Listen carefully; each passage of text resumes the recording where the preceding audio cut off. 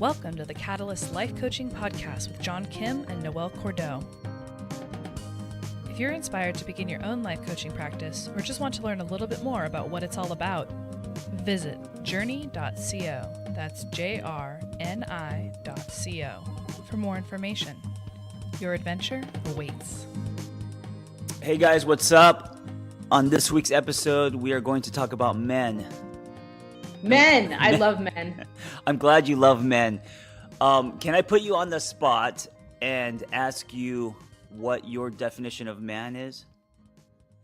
Oh gosh. Well, that's so complex. Are we Yeah. talking like binary? Are we talking gender fucking? Are we talking like, If you you know? if you just kind of close your eyes and just think about your ideal of a man based on your experiences, every from friend to lover to father, just generally speaking, what would be some of your definitions, some broad strokes, characteristics that you believe a man has? Okay, so let's talk about, cisgender body type. That's the first thing that comes to mind. I, So I let's I love how you I love how you break shit down. I love how your mind works because um, now you've already established categories, which is great, and then you're just gonna knock out each one. Yeah, well, I think it's Yes, important to do, right? I love it. Because gender is a social construct, not a biological one. Mm, And so when you say someone is a man, right. the first thing that comes to mind is a physical presentation. Sure. And that physical presentation has been crafted by thousands of years of social conditioning Yeah. as to what somebody with a masculine body should be able to do and perform, from hunting and gathering to being a protector, being able to move heavy things, build structures. And so it's really entrenched in kind of the development of civilization. And now we're at this really weird point in time where your gendered body doesn't have to perform the way it was meant to in order for Right. you to survive, Right. right? So do So, you think that there's I guess less attention and people put less weight on what a man physically looks like today than back in the day? no, No? of course not. I Yeah. mean, I don't think that, I think we're at the very beginning of a great social psychological reckoning where people are saying, well, what is my body? What does it mean? Mm-hmm. How does this work? But I think that men still feel a lot of pressure to conform to societal standards, which would be height, Yeah. strength, Yep. you know, tenets of masculinity, and it's kind of horrible, actually. Yeah, I could see that. I mean, and also fitness has become so popular. Like, fitness is new. It wasn't until like 70s, 80s that it kind of got, it became a thing with like aerobics and all that. And now it's become kind of the norm. And so that definitely puts pressure on men to look a certain way.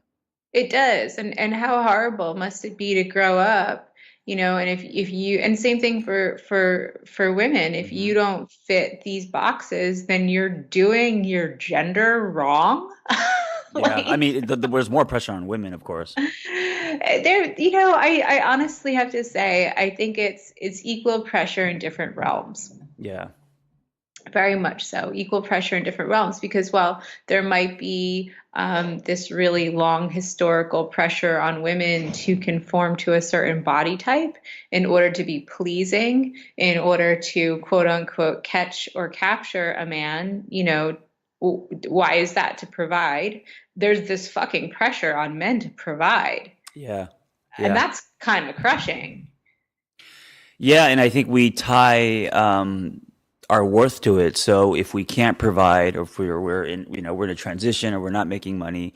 I know back in the day when I was in my 30s, I was struggling. Um, then you feel less of a man. You feel like you're not doing, your job. as a man. And Yeah. I never was raised with that notion that I had to figure out how to make money. Hmm. It wasn't something that flowed to me. I wish it was, but it Yeah. didn't. I mean, it stems from the whole like provider thing. I mean, so like with women and their bodies, and since the corset was invented, they've always been um, pressured, well, with the corset, literally, but pressured to look a certain way, um, to be attractive in the world, and then for men to achieve, to be quote unquote successful, to bring home the bacon, etc., um, to be accepted by society. I think are still like uh, strong pressures or strong, things that men struggle with for sure. 100%, 100%. So let's back up. Why are we having this conversation today? I have a book coming out in about 4 weeks. And the book is about. It's about men. It's about challenging definitions. It's also about my own man journey, from being a complete boy and an idiot to learning about how I want to define myself. And it all happened through working with teenagers and realizing that we live in a fatherless nation. And so Mm. seeing the byproduct of dad not around, whether emotionally or physically, and then what happens to the kids, that's kind of what, that's where I got the fire in my belly and I became passionate about it. At the same time, me crossing that great divide where I was going through a divorce and realize all the things that, all my shortcomings, and so that's kind of that the seed was planted then, and then years later, many years later, it has manifested into a book. So now I feel really called to keep spreading this message. And I think it's a really timely message because we have the Me Too movement, we Yeah, have the Time's Up movement, and I think that there's this big kind of microscope being placed on men right now. yeah, So absolutely. there's this additional pressure to conform to these standards, and the measuring sticks keep moving. Yeah, and I think the Me Too movement has caused a lot of men to become afraid. In what way? um I think a lot of good men, or men who do the best they can, um right now can be, I don't know, afraid in the sense that scared to show themselves, rather just kind of be quiet, hide, etc. Um, there's a lot. There's, like you said, there's like this black light that's kind of scanning men right now, and I think a lot of men are afraid in that if they do something wrong, or like they're being looked at right now, examined, and so um, I don't know. I feel that. I think it's also great because it kind of pushes the rock over and exposes a lot of men, that are not so good, that need to take ownership and responsibility. So I think both things are happening. Well, and I think too, really what we're talking about is if you remove the individual humans from it, it's a cultural template. I Hmm. mean, I can remember, looking back at 1920s, 30s, 40s, 50s, 60s, even into the 90s, seeing really pronounced cultural expectations that a man be sexually aggressive, that a Hmm. man make Yeah, the first move, that a yeah, man kiss a woman, push a woman, and if you weren't doing that, then you weren't going to get laid. You right, weren't going, right. and that's been such a normative standard for so long, that women are finally for the first time saying, you know what, this fucking pisses us off. Yeah, And men are like, well, shit, now what? yeah, and I think that makes a time very ripe, um, to look inward, Hmm. and to start redefining what is okay with you, um, and what is not, because of how you feel about yourself. 100%, 100%. So we have this great space to talk about men and masculinity, and it's a really interesting juxtaposition because I'm actually an expert on feminism. Hmm. So from a feminist perspective, what do you want to know? So you just described a little bit about the physical side of man. Let's go internal. What are some of your thoughts and definitions about men as far as behavior, the way they are, etc.? Like more on the inside. Absolutely. So, something that I've noticed over the years is that very few men feel comfortable being vulnerable. Yeah. Very few men feel comfortable expressing their emotional life and sharing it with others. And I don't know if it's a block or if it's something that's unexamined or if it's a cultural norm. But I've noticed that, men who are super vulnerable, who have EQ, who like to talk to women, who really are great in terms of being in-depth communicative partners are basically like crack cocaine for ladies. Um, and so my wish for all men is to understand that everyone has this emotional ocean and that it's okay to be vulnerable. It's okay to be sensitive, and that you don't have to hold up this facade, this facade of strength, of strongness, of being unbreakable. Yeah, it's the it's the locker rooms, it's the conditioning, it's parents, it's cultural, growing up thinking that if you do show yourself or express feelings, then you are weak. And so, How does that actually manifest? How does that manifest for a man? So if you feel like you want to cry or express yourself, like what's an example of a real experience that men go through with this? well, I mean, from high school on. Well, I mean, I guess starting in the home. Um, if you have a dad or had a dad who actually promotes it, and the dad himself actually shows it by crying and is vulnerable, etc., which I can't even imagine because I didn't have a dad like that, but in growing up. But then you kind of learn early on. But I think as you go into the world and into locker rooms and high school and college and all that stuff, when you're around men, most men, um, they don't encourage that. They don't, like, if you're going through say a breakup, they don't they don't say, "Listen, let's have a conversation and tell me how you feel." It's more of like, let's man up and let's go get you another woman and that kind of thing. Now, of course, not all men, but generally speaking, um, the men either they sharpen each other or they put pressure on each other to be a certain way because I think that the whole tribal element in men is very strong. So it doesn't matter what the activity is, whether you have workout partners or you work with people or you're riding motorcycles, that bond. And I don't know with women because I'm not a woman, but every kind of like tribe I've had around men growing up they've been extremely influential in my own actions and behaviors and thoughts. Do you think that you've conformed in unhealthy ways to hive think? I think I did my 20s, and I think it took a long time. Now that I'm 45, I can finally, be the guy in the locker room that actually decides to show emotion and be okay with it, not afraid, not be afraid of what the other guys think. Are you finding as you age that the world of male friendships are changing? Yes, well, I'm finding that as I age, I'm becoming more of a woman. Like I'm becoming more.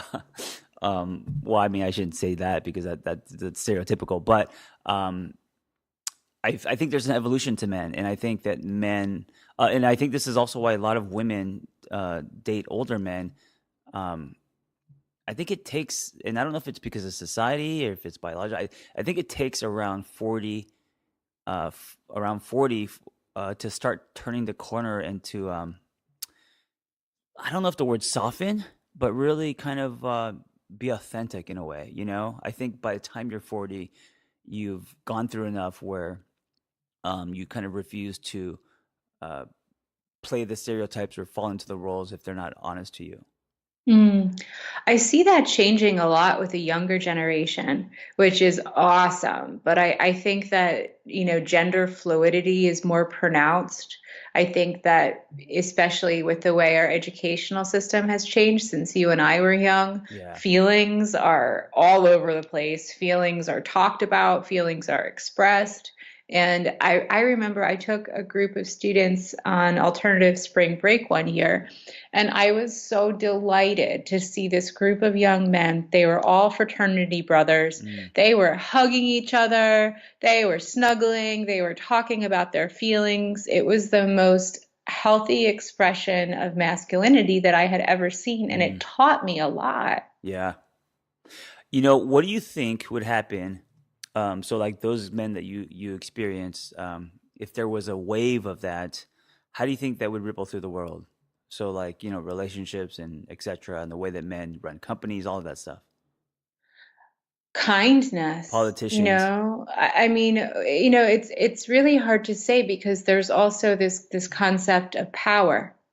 And we can't ignore the fact that we live in a patriarchal society, Yeah. and men have for millennia had power, financial power, sexual power, Yeah. land ownership power, and the whiter you are, the more power you have. So there, on one hand,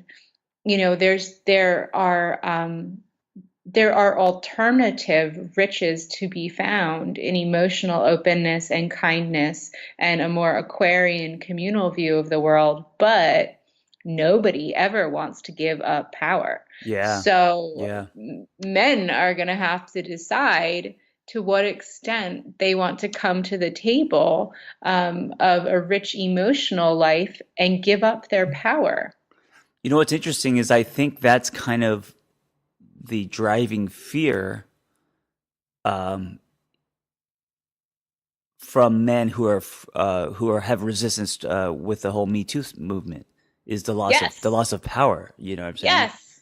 Oh, I fucking know it, man. I've been living that shit. So, like, yes, 100%. And and as a woman, as a powerful woman, as a masculine woman, it's maddening to me. It Yeah, is of course. maddening to see someone that is clinging to power so desperately that they refuse to see that there are other and equally satisfying ways of being.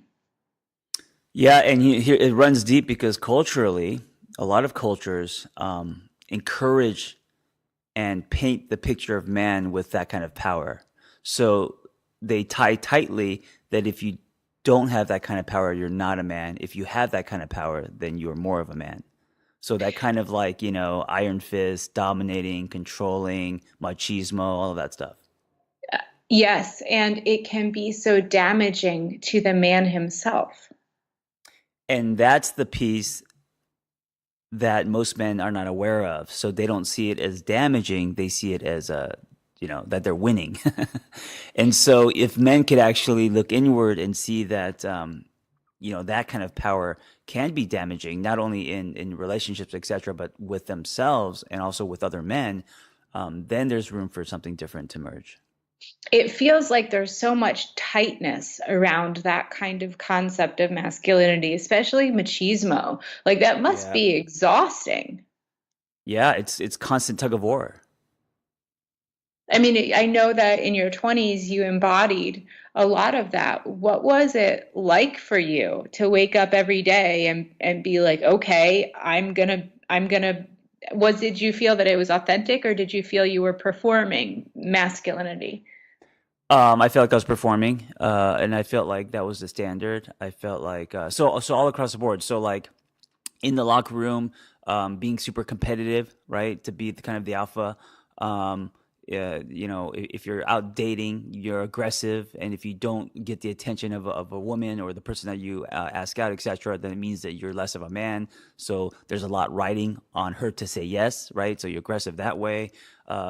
Biologically, men are also bouncing off the walls at 20 sexually, right? So they have that stuff going on. Um, and then, financially, if you don't make a certain amount of money, drive a certain car, and I grew up in Los Angeles where, that's very it's very, very, I don't know, it's put up on a high shelf, then you're less of a man or you're not successful. So I think there's a lot of stuff happening. And so to cope with that, I think a lot of men then get into, addictions and other types of things, where they become workaholics, or they get addicted to working out, they just start maneuvering in extremes. And I think the more you do that, the more you disconnect with yourself, right? So now you're dehumanizing yourself. You're almost turning into a product, a robot.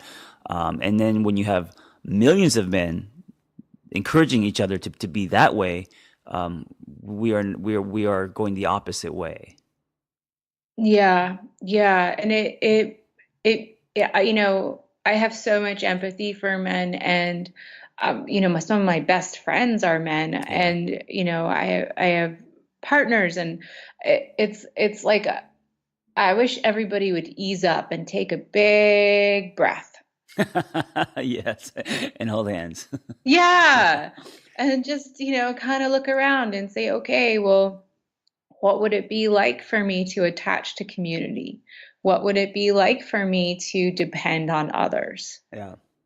Yeah, What would it and I know the book is kind of hangs on men, and that's kind of the door I'm entering, but it's more about human. It's more Yeah, about humanizing yourself. It's more about even starting with the title, being okay if you have been miserable, because there's a lot of men who are in a dark place, and because they're not happy, they feel that they have failed, or that they are tainted or scarred or defective.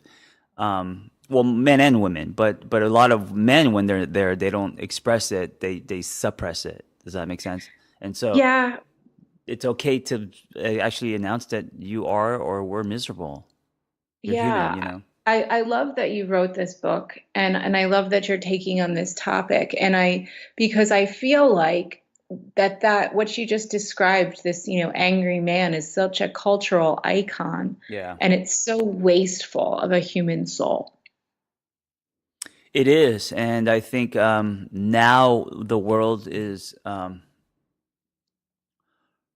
ripe for that to change. I mean, back in the day, when men were on horses and and swinging swords and all that. I mean, emotional intelligence and psychology was never a thing. It was very kind of survival, instinctual, etc. But I think today, especially with self-awareness and um, psychology and even therapy and life coaching, all of that becoming popular and accepted.